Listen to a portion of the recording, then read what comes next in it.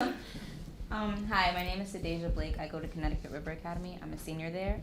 My question is for Elizabeth Gilbert. I actually want to be a writer. I'm a young poet right now in the making. And when I go further, I want to write my own book. So I wanted to know what type of persistence and patience it takes to write a full-on book. Welcome. Right? Really. I mean it. Welcome to that path.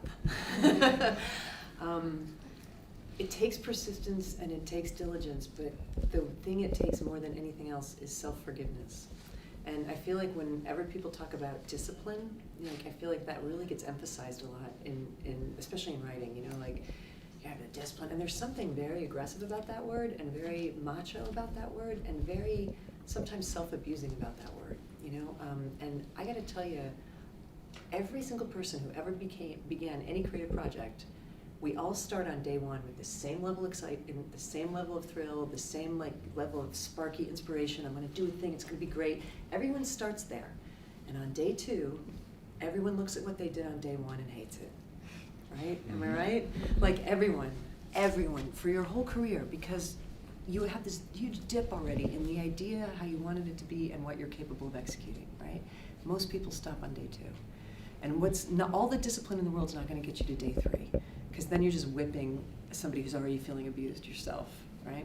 What gets you to day three is the self-forgiveness that says, all right, I'm not the greatest, but I'm not the worst either, and there's a lot of real estate between the greatest and the worst, and somewhere in between the greatest and the worst is me, and I love doing this thing, and maybe it won't be great, and maybe no one will love it, and maybe I won't even love it, and maybe nothing will come of it, but there's something that unfolds and reveals in me that cannot be revealed any other way than by staying with this.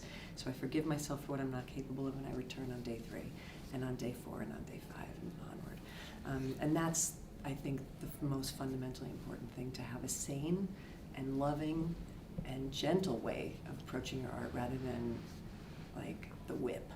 And the abuse and the self-hatred and that turns into, all sorts of bad behaviors.